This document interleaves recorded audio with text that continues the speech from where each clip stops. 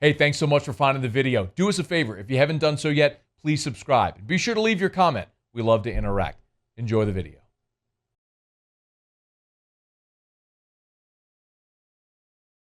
Mike, Saints finally made a move.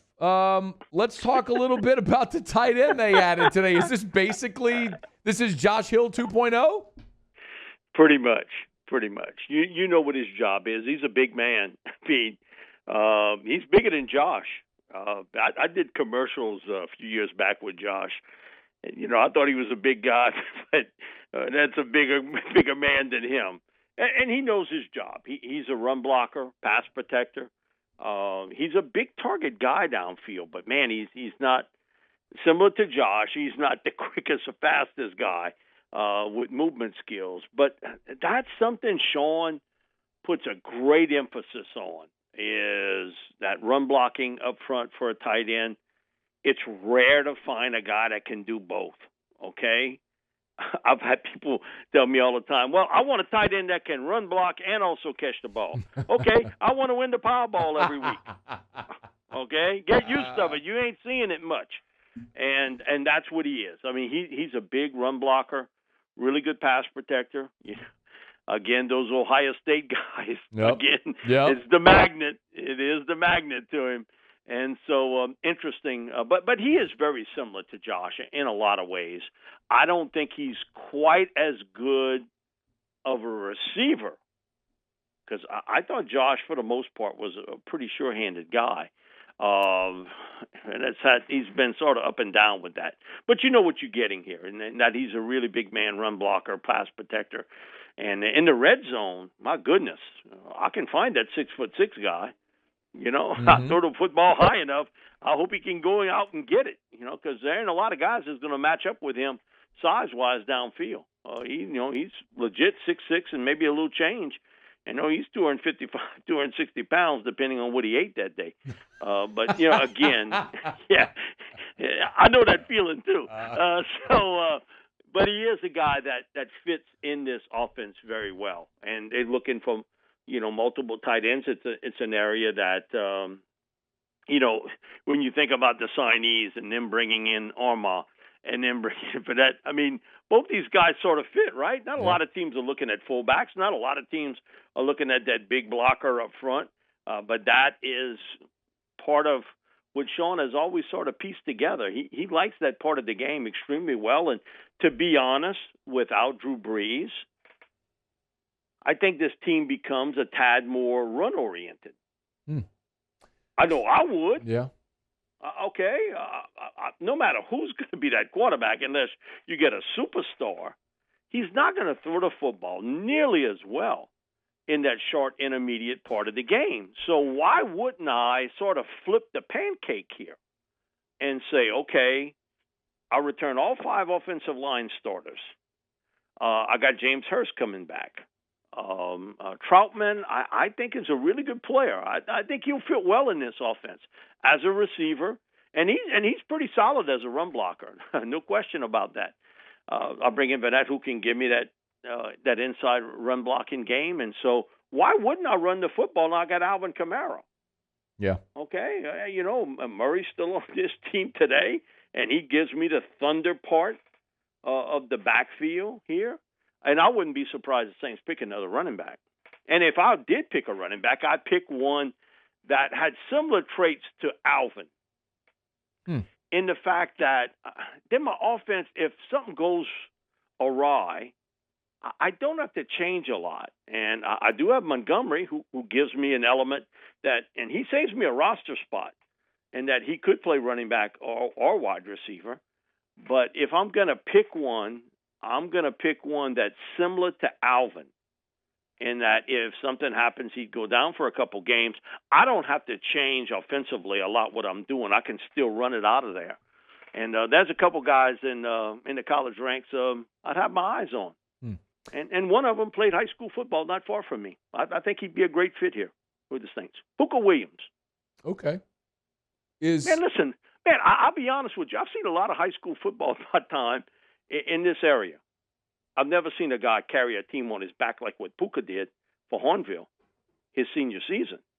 I mean, he carted that team on his back. They maybe had guys bigger and stronger, but man, he is such a dynamic element. And I'm talking about in the Bayou River Parish areas. And the way he can make people miss, he can catch the football so fluidly, come out of the backfield. Now, he didn't have a star-studded class around him at Kansas. True. Just look what he did as a freshman and as a sophomore. It was all Big 12. On a terrible he broke team. Gail Sayers' records. We talking about a dude that's in the Hall of Fame that tilted the field at Kansas and with the Chicago Bears. And Puka was breaking his records. He's a guy as a later round pick. I'd love to have on this football team. Again, he would fit the mold of what Alvin could do.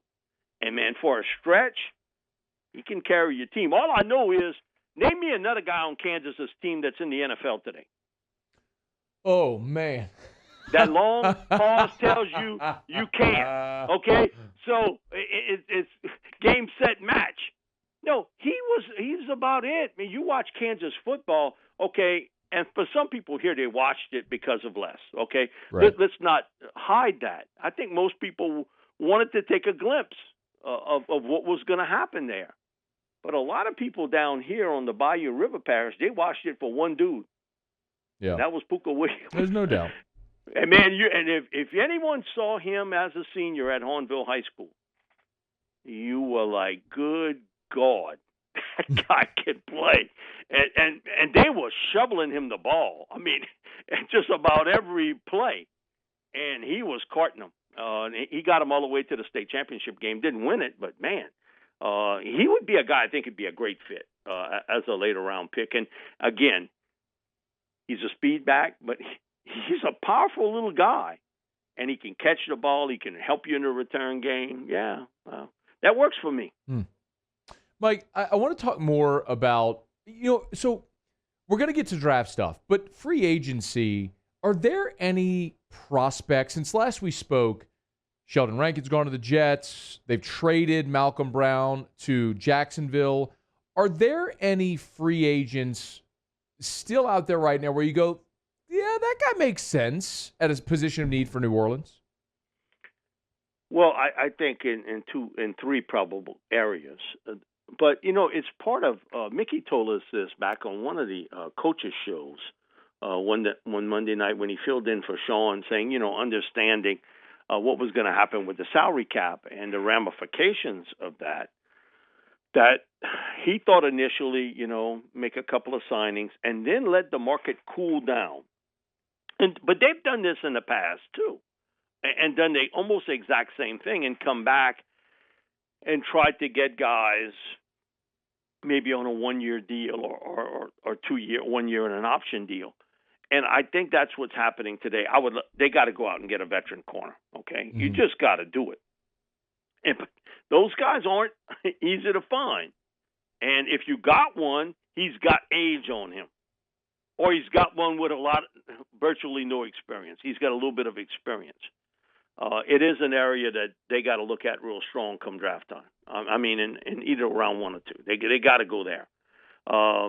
Defensive tackle, man, Sheldon was a really good player until he messed up the Achilles. And last year I thought he played in spurts pretty well, but, man, he was a really good interior pass rusher. But he plays the same spot David Onyemata plays. And, man, David has turned into a monster player. You talk to coaches that have went up against him and players that have went up against him, and man, he's not the same guy we saw in this league a couple of years back. He's a totally different guy. But they're really going to miss Malcolm Brown. I'm just telling you, I go back. This is at Louisiana Line Camp, Coach Rod and Coach Pete Jenkins' camp, and talking to Ryan Nielsen. And, one of the first things, Ryan, we'll sit down and we'll have a long conversation on tape. And he was like, don't ask me about a pass rush first. We got to stop the run, Mike. Come on. It's become sort of the running deal with him about, ask me about the run first. Because he said, I'm more worried about that than anything else. Because he said, in today's game, you can talk about throwing it all over the place, but if you can't stop the run, they're going to pound away at you. And I don't care how good you are. That's not real good. And he said that guy in the middle, Malcolm Brown's pretty doggone good. He said, man, he does all the dirty work. Does all the dirty work for us. And so I could hear the respect in him when he talked about Malcolm Brown.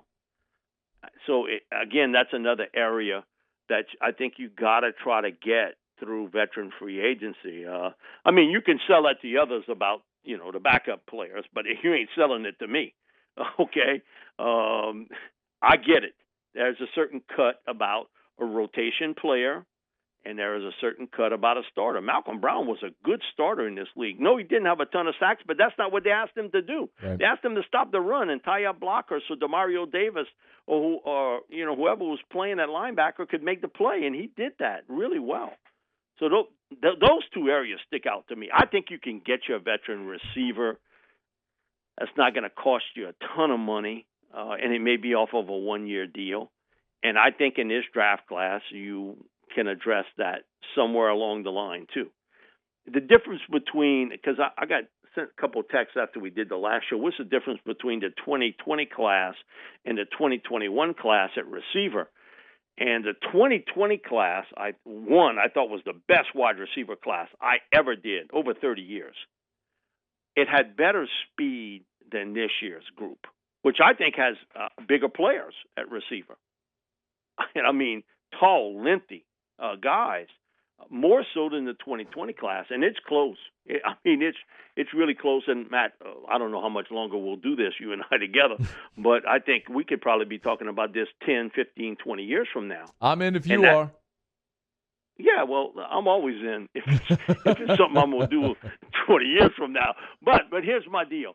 I think that is the glamour position today, for a high school kid. That he wants to play receiver. The game is built for it. They pitch and throw the football. Matt, when you played it a lot, a few years back, more than what not as I did, but right. I played way back. But you come Been on, long enough. How much throwing the football y'all did in high school? Probably more than most teams, but we had a lot of triple option in there too, Mike, and nothing like you see today, man. Not even close. Triple option, man.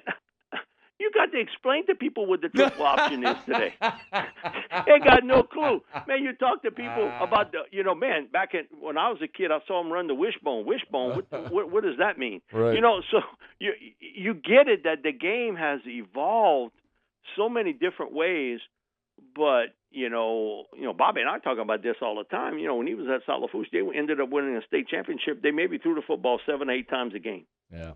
That's man, cool. Listen, 7-8 times a game. For some teams, that's a quarter. It's today. Yeah. The way the game is. Now, they use the short pass like an extended handoff, but it's a different game. And now every young man who's from 5'7" to 6'4", they want to play receiver. And that's just a big part of the game that's dramatically changed. In the last even 10 years of college and pro football, how much it has really changed. But what it's done too, and probably Baylor did it, and you saw Texas Tech, BYU had long did it under Lavelle Edwards, but it's condensed the game. In essence, it's made teams like a Baylor or a Texas Tech really relevant because they can throw the football. Okay, I go out and I recruit a pretty good quarterback and a couple of pretty good receivers, and I get a couple of edge guys that can block for them, and, hey, I'm in the game. Now, we might play a 58 to 56 game, but guess what? Man, we entertaining, and we putting points on the board. And I think that element that came in 10, 12 years ago, that struck college football like nothing has today. Mike's pro days have started to happen. Mac Jones yesterday, J.C. Horn blew up at South Carolina's yesterday as well. As we kind of inch toward and closer to the draft, has anything that's happened from the conclusion of the season to now maybe altered what the Saints are looking for in the draft, or prospects maybe that they might be looking at as well? No, I think, Okay. you knew when the season was over with, you needed help at corner. You're going to need help at linebacker. Um, it surprised me a little bit at defensive tackle. Not that you would lose Rankins. You knew he was going to get a pretty good payday somewhere else. But you got to get a big guy in the middle at defensive tackle. And do you think draft or free agency there? I'm leaning more toward free agency because you have a couple young guys already in a Shy Tuttle. Okay. And in a Malcolm Roach. Okay, you've got a couple young guys there. And you may double dip it at this particular point. I didn't answer the first question when you asked me about veteran corners. And, the name comes up all the time, only because Sean has, every time the Saints have played up against Richard Sherman, I mean, he has went on and on and on about Sherman. Now, this could come down to price of what Richard wants at this particular stage of his career.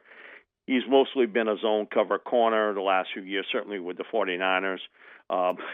Really smart guy and understands this game, angles and technique and positioning so well. But, word is coming out of Indianapolis that there's a veteran corner there that the Saints are going to bring in, Travis Kerry. Everybody calls him TJ. He went to high school in California, De La Salle High School, if my memory's right. And then he played at University of Ohio. Now, you talk about a tricky U-turn. That's a real goodie there, to go from, De La Salle High School and to go to University of Ohio. But everybody got a different journey. Former track athlete, really good track athlete. And one of the things that kept some teams off of him is he had a heart ailment that he actually had open heart surgery. Oh, wow. As a high schooler. And I don't remember all the details, but I think it's the artery near his heart wasn't placed right, and they went in there and did the fix. It has not affected him. He was a really good cover corner at University of Ohio. He was a late-round pick of the Raiders, played there 3 or 4 seasons, and he went to Cleveland. And then last year he ended up in Indianapolis. He's a 6-foot corner. And that sort of gets you because, okay, you got to match up downfield against all these big guys. And he's got 4.4 speed with him. Again, you run the 100, 200-meter dash in California, all I know one thing, they got some fast dudes out there. And so if you competing against them, you're a fast guy. And so he's an interesting player. In that, Rick Venturi and I spoke about him last year because he sort of jumped out on tape a few times of how good of a player he was. And Rick was like, man, Mike, I didn't know anything about him. Nothing. He said, I had to go back into your draft book to find him. So he said, but, man, he's really played well here with the Colts. And he said, plays with a lot of aggression. But he said, man, he's such a confident young man. But he said, you can't beat speed out on the – and he's got it. Big time. So interesting, kind of the tale of two tapes here of a veteran corner that the coach really likes. And he's basically has told you how much he likes Richard Sherman.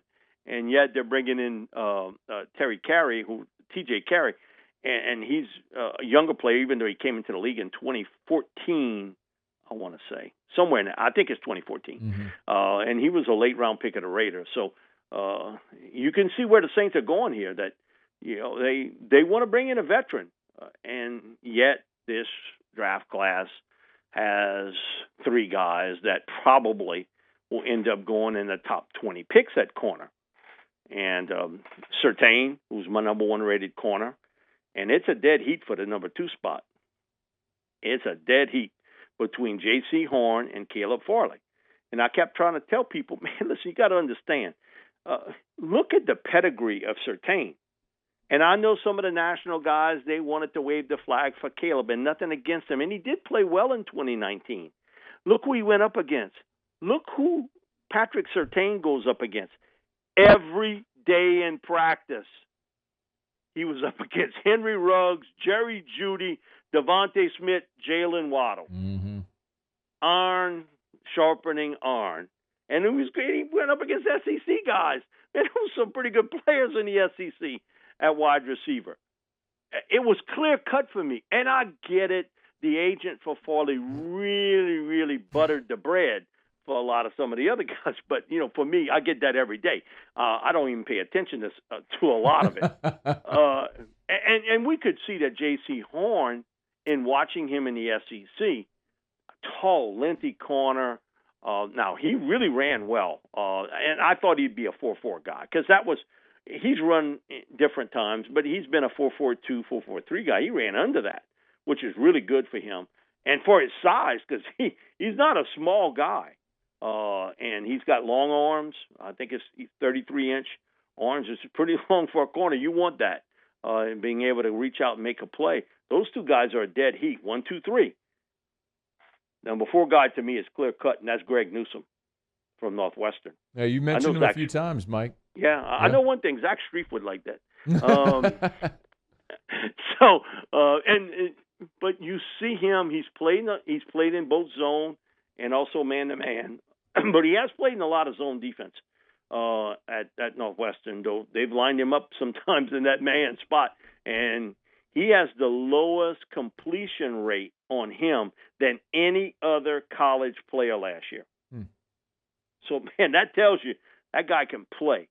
Again, I think for people maybe here, they didn't get to see as much of him because, you're watching SEC, unless you got coin on the game, Northwestern, okay. You watch him in the Big Ten championship game. But most of the time, come on, you're watching an SEC game or you're watching a Southern-based team. But he's a really good player. So I do think Newsome is a guy to watch. And he's got the cover skills that you're looking for. And he's really smart, good technician as a corner. So you can see now what's happening. They're going to double dip here. But really nothing for me.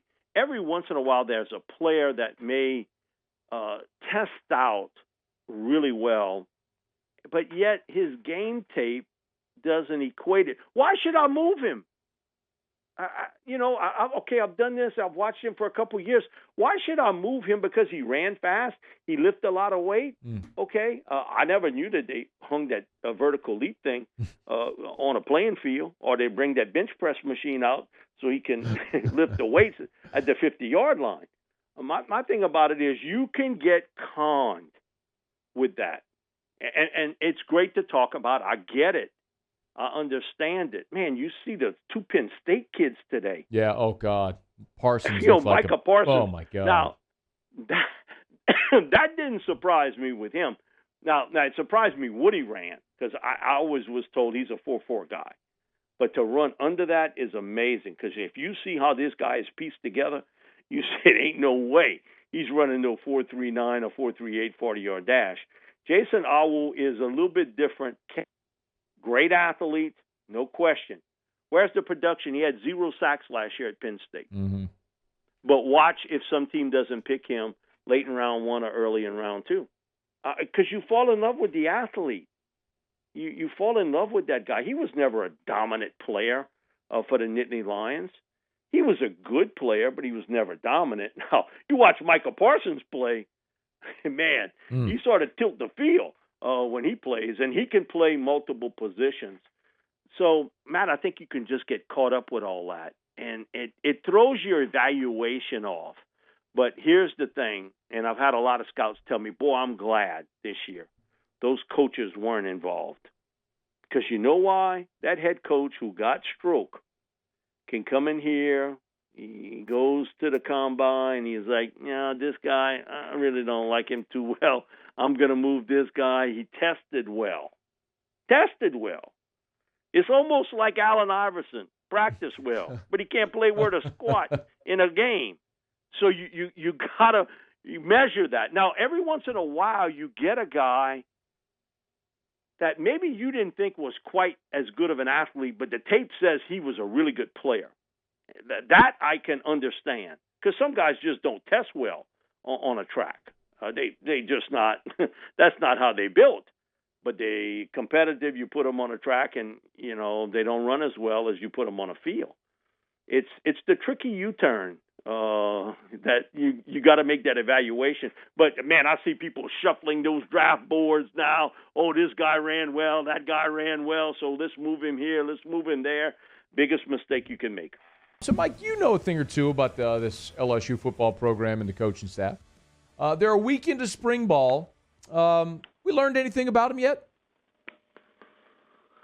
Well, I read between the lines Mm-hmm. pretty well with Ed saying. And what's one guy on offense? Every time he talks about offensive players, he brings up John Emery? uh, plays No. quarterback. Well, Max Johnson. Garrett Oh, Garrett Nussmeier. Yeah, Nussmeier. no, you're right. You're right. Yeah, yeah, that's true. Why does he keep Uh, mentioning the freshman? He ain't gonna play, right? he's not going to play, Okay. but if he's talking about him, okay, it's easy to talk about Miles or Max or TJ. He's bringing Garrett up a number of times in interviews. Mm-hmm. That to me that tells you a little bit of something about, man, they really impressed with him early on. Now again, it's a lot of water to get under the bridge for him to play this year, but that does tell you something for down the road. And you're not going to keep all three that's ahead of him. Okay, we all realize that. Offensive line play. Interesting comment about, well, it's not etched in stone, but it'll take a lot of moving to get one of those guys out. But Anthony Bradford, Yeah. okay?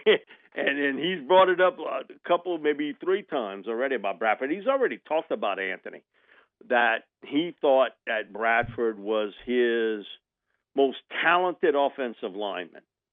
But he just got the weight issue, and it affects his conditioning. So that's interesting. Hopefully, he can get his weight down because everything he's told me and told everybody else about Bradford has been positive. I think they're still worried about the tight end position, to be honest with you. I think they like Cole. They think a lot of him as a player, but you got to block every once in a while. Because you're going to need that. And I think that part's sort of missing. And so it'll be interesting with that. On defense, let me label it as advertised. Mason Smith. He ain't ready to crown him yet, okay? But tell you what, you can get the towel and clean up that crown.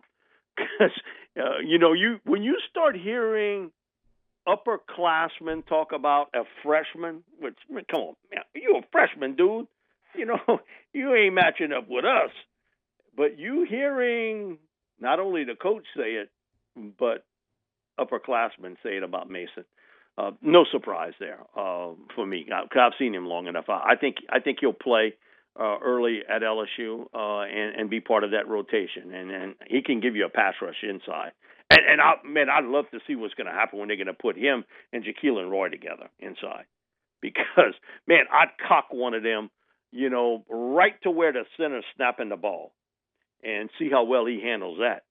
Because I know one thing with a college center, just like a high school center, he's got his eyes on that guy in front of him. And you're starting to see college teams do it now. I grew up in an era where I saw Joe Green do that with the Steelers. They never lined him right up on a guy. They lined him and sort of cocked him a little bit. Mm-hmm. And they always kind of cocked him to where that center was snapping the ball. And man, you talk about a center squinting his eyes and blinking. Man, you got that type of guy on you. You want to get the snap right, but you understand that he's coming at you at a little different angle than being right on top of you. It'll be interesting on that part. And linebacker play still up in the air on who's going to be your starters there, and a lot of that is going to have to do with who you play, because you're going to have to match up in the coverage part of the game on who you playing. And it doesn't matter today. Now, most teams throw the football quite a bit. If you got a run-oriented team, then you can maybe do a few things. But how well a guy like Strong and Clark can cover is going to be a key. You can talk about, man, they look great, and they play the run great, but okay, you got to cover. That's what has made Jabril Cox a guy a lot of teams like, especially early in round 2, because he can match up. He's a versatile player. He's played inside, outside, but he can match up in the coverage part of the game. And I think they know that defensively. But I think what you'll see this year is a team that can get some heat on the quarterback. That was erratic last year. You saw it in spurts. And so the development certainly of Ali Gay and Andre Anthony, who really played well down the stretch for them, Jaquil and Roy, BJ, those guys that can get to the quarterback is going to be a key, because today it's not about stopping people. Okay? Forget about what your dad talked to you about, or your grandpa, or your great-grandpa, whatever. Them days is gone. It's about slowing you down. It's about getting a pass rush. It's about getting turnovers. Because the days of 13-10 games, you can read about it in the history books, but you ain't seeing many. So I think that's what you've seen early on, that this is a talented LSU team up front. You got a few more.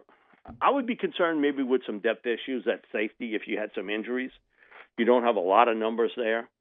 I think the linebacker situation will work its way out eventually.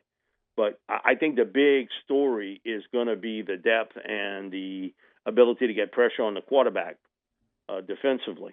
I think that's going to be a big change. And how well Andre Carter can come in there. There's a guy who's got almost 90 sacks in his career, to come in there and teach, okay? There ain't a lot of people walking around this earth that has over 80 sacks as a defensive lineman. That's true. There's not a lot of them. And so his ability to coach those guys up to get a pass rush, I think, is a big key to their success in 2021. And offensively, you got to run the football better. I just think the physicality part was not there. They were soft as cotton up front in most games this year, last year, I should say. Mm-hmm. And that has to be better. You got to become a more physical team as a run-blocking team. Even though you're throwing it a lot, you got to be able to control the clock sometimes and run the ball. Would any element last year of that made you confident LSU could run the football last year? On any team, Matt? Not really. Did you see it? No. None. You're none. But you were confident the year before, right? Man, Clyde. Yeah, man, you had a pretty good offensive line. You had Clyde. And so, yeah, he's 5'8" or whatever, but, man, he got you the yardage when you needed it. And I'm still waiting for the guy that can catch the ball coming out the backfield, because I think in this scheme, the way they're going to get it out, and the offensive coordinator's ties to Carolina, when they threw the football quite a bit to Christian McCaffrey, you're going to have to find that guy that can catch the football securely each and every game coming out the backfield. Offensively, that is something, the second part. I want to see more physicality up front along the offensive line, build up some young depth, because we know what's going to happen next year, but also have a back that can catch the ball coming out of the backfield, because he's a mismatch. I don't care if it's a linebacker or a safety. The athletes that LSU have at halfback, you shake one tackle and you out into the open field. Oh, Mike, I didn't even ask you. Tygee Hill, the LSU commitment today out of Edna Carr. A little thumbnail on him, as several people are asking. He reminds me a lot of Davin Gotcho. It's a good comp. Davin's a big man today. But Tygee, what I like about him is he's built low to the ground, really good leverage skill guy, and he's quick with his hands. And man, he can get up the field in a flash. He can really run for a big man. So, and that was a big commitment for LSU. They don't have any defensive line commitments other than Tygee. I think that's it. So you understand with Logan and Farrell going after this year, you're going to have to add some depth. And again, what I've talked about before, man, just sort of moving him to the left or to the right or the center, where he's so effective getting into that crack and getting into the backfield. But for a big man, he can run. Matt, I'm just telling you, his closing speed is really good for a guy. When you're talking about somebody who's over 260, 270 pounds, that is really something I want to watch in a player. And so that's a good pickup for them. I do know one thing, Florida State, man, they must have had the entire staff after him. Florida State really put a lot of time and effort, and I'm sure they won't give up on him, because when you put that kind of time, and this is an early part of the commitment, you're not giving up. But they spent a lot of time with him. Glenn says, ask Mike if you see the Saints trading up in the draft, and if so, for what player? Nope. Okay. I think they'll stay put. I know Sean has done it in the past, okay? But I think that when you look at how this team is structured today, don't you need as many younger players as you can on it? You don't have the depth that you're going to have in the past couple years. So I would want more, if anything. I would want more picks to have. And I get them at football minimum wage. Ask Mike. That one's going to be too long. Robert McDonald asked Mike about the Clemson transfer. That would be Mike Jones. Well, Mike is a cover guy. That's what he does well. He matches up in the coverage part of the game. And so I think he's going to play a big part in that. When you watched him at Clemson, he was in the nickel packages for them. They took out the big linebacker and they put Mike in. And you knew what he was there for. I mean, and he matches up well one-on-one downfield. So he's a guy that I think is interesting because he's built for today's game. And you look at his size, Matt, doesn't he look like Deion Jones and Duke Riley? Oh, yeah. And those linebackers that LSU had. And that's the way the football world is going toward, almost like a hybrid linebacker safety. Cade Mayu asked Mike, what position is Devontae Lee going to settle in at this year? That's a good question, man. Right. He's bounced around all over the place. I've always felt that he's a better defensive player. You know what? This is just my opinion, and I haven't talked to anybody about it. But I would put him in that hybrid role, similar to what Jacoby Stevens was playing last year. I think he'd fit well into that. Jason Venable asked Mike, does Lindsey Scott have a chance of making an NFL roster? Probably not. I think now he's a guy that can extend his career because, man, next year you're going to have the XFL come back, Canadian Football League will come back. So I think he can play there. Now, NFL, man, it's a different cut. Yeah. And Chase Forkay's find out he's got to go play in the Arena League to get a shot. He is Mike Detillier, saintsreport.com, MikeDetillier.com, Saints News Network over at SI.com. Make sure you order your MND draft report at MikeDetillier.com. He's with us every Thursday. Mike D, you are the man. We appreciate you as always. We'll do it again next week. Thank you, Matthew. Hey, thanks so much for watching. Please leave your comments. I love to interact. And be sure to hit the red subscribe button below.